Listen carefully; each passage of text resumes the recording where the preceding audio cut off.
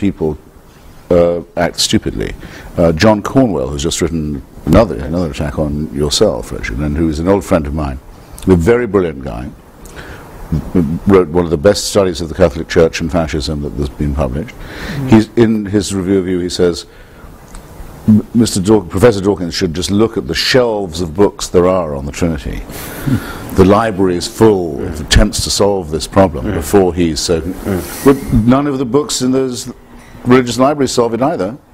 The whole point is that it remains insoluble and is used to keep people feeling baffled and inferior.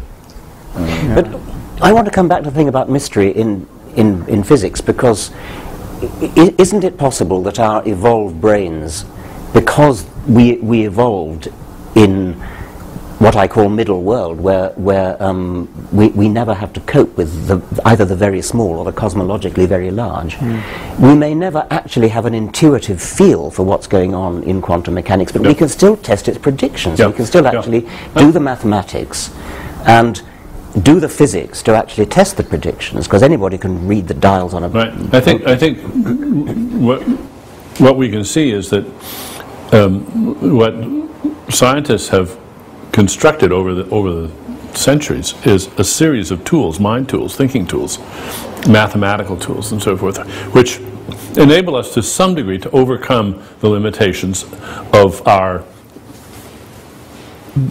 evolved brains, our Stone Age, if you like, brains. And overcoming those limitations is not always direct. Sometimes you have to give up something. Yes, you'll just never be able to, as you say, to be able to think intuitively about this.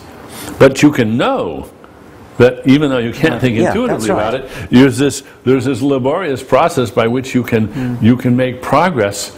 And you do have to cede a certain authority to the process, but you can test that, and it can carry you from A to B.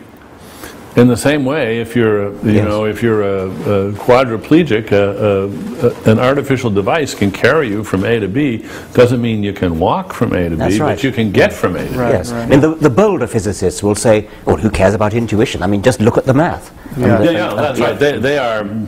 They are comfortable with living with their prostheses. Well, the perfect example of that is just dimensions beyond 3, because we can't visualize a fourth dimension or a fifth, but it's trivial to represent it mathematically, and so we can move into other domains. And now we teach our undergraduates how to manipulate n-dimensional spaces and to think about vectors in n-dimensional spaces, and they get used to the fact they can't quite imagine. What you do is you imagine 3 of them and say, you wave your hand a little bit and say, more of the same. And but you check your intuition by running the maths, and it works. But it's easy to do something. Say you're a psychologist looking at personality, and you say there are 15 dimensions of personality, and you could think of them as being 15 dimensions in space. And anybody can see that you can imagine moving along any one of those dimensions with respect to the others, and you don't actually have to visualize 15-dimensional space. And you give up that demand, and you realize, I can live without that. It would be nice if I could do that, but hey, I can't see bacteria with the naked eye either. I can live without that. But I think there's one. I was challenged on the radio the other day by someone. Can't see bacteria. He had to be fairly quiet. No, said that I believed in atoms on no evidence because I'd never seen one. Not since George Galloway said to me that he'd never seen a barrel of oil. Right. That's cute. That you realize that people at this point, they're wearing themselves right down to their uppers. I mean, they're desperate when they get to this stage. But the reason I say it is because I think it could, I don't want us to make our lives easier, but it makes the argument a little more simple. We are quite willing to say there are many things we don't know. Well, Haldane, I think it was, said, the universe is not just clearer than we understand, it's clearer than we can understand. We know there'll be great new discoveries. We know we'll live to see great things, but we know there's a tremendous amount of uncertainty. That's the whole distinction. The believer has to say not just that there is a God, the deist position, that there may be a mind at work in the universe, a proposition we can't disprove, but they know that mind. Exactly. And can interpret it. They're on good terms with it.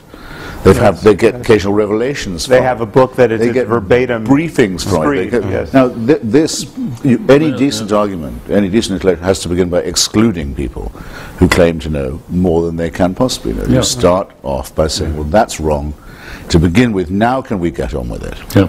So theism's gone in the first round. Yeah. It's off the island. Exactly. It's out of the show. That's a footnote I wanted to add to what Dan was saying. Even if mystery was somehow something we had to just, a bitter pill we have to swallow in the end, we are cognitively closed to the truth at some level. That still doesn't give any scope to theism. Absolutely not, because it's just as close to them as it is to those who aren't. And also they claim perfect transparency of revelation. And also they can't be allowed to forget what they used to say when they were strong enough to get away with it. Exactly. Yeah. Which is, this is really true, in every detail. And if you don't believe it, we'll kill you. Yes, we'll kill you, and it may take some days to kill you, but we will get the job done. Yes. That they wouldn't have the power they have now if they hadn't had the power they had then. Right. And you know, this, what you just said, Christopher, actually, I think strikes terror, strikes anxiety in a lot of religious hearts, because it just hasn't been brought home to them that this move of theirs is just off limits. It's just not. It's not the game. It's not. It doesn't. You can't do that. And they've been taught all their lives that you can do that. This is a legitimate way of conducting a discussion. And here suddenly we're just telling them, I'm sorry, that is not a move in this game. In fact, it is a disqualifying move. Right. And precisely the move you can't be respected for making. Yeah. Yes. Just adumbrate the move for me a bit, if you would, or for us. Perhaps only for me. Say what you think that move is. Somebody plays the faith card. Yes. They say, look, I am a Christian, and we Christians, we just have to believe this, and that's it. At which point, I guess the polite way of saying it is, well, okay, if that's true, you'll just have to excuse yourself from the discussion because you've declared yourself incompetent to proceed with an open mind. Now, if you really can't defend your view, then sorry, you can't put it forward. We're not going to let you play the faith card. Now, if you want to defend what your holy book says in terms that we can appreciate, fine. But because it says it in the holy book, that just doesn't cut any ice at all. And if you think it does, you're clearly, that is, first of all, that's just arrogant. It is a bullying move, and we're just not going to accept it. And it's a move that they don't accept when done in the name of another faith. Exactly. But now, in which case, could I ask you something, all three of you who are wiser than I on this matter? What do we think of Victor Stenger's book that says that we can now scientifically disprove the existence of God? Do you have a view Which of God? I haven't read the book. Which God? The God any kind of... Either creating one or supervising one, and certainly an intervening one. I mean, I think that's fairly exhaustive. My view had always been that since we have to live with uncertainty, only those who are certain leave the room before the discussion can become adult. Victor Stenger seems to think now we've got to the stage where we can say with reasonable confidence it's disproved, not as not vindicated or better explanation proposed, but disproved. I just thought it'd be an interesting proposition because it matters a lot to me that our opinions are congruent with uncertainty. Right.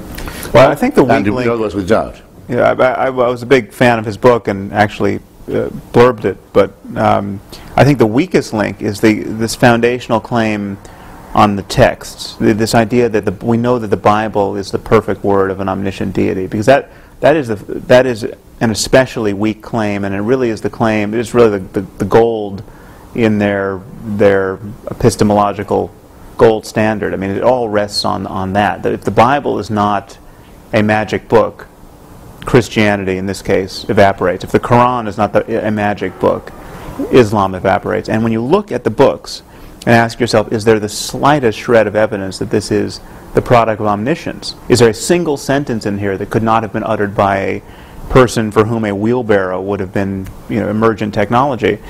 You have to say no. I mean, there's not. If the Bible had an account of DNA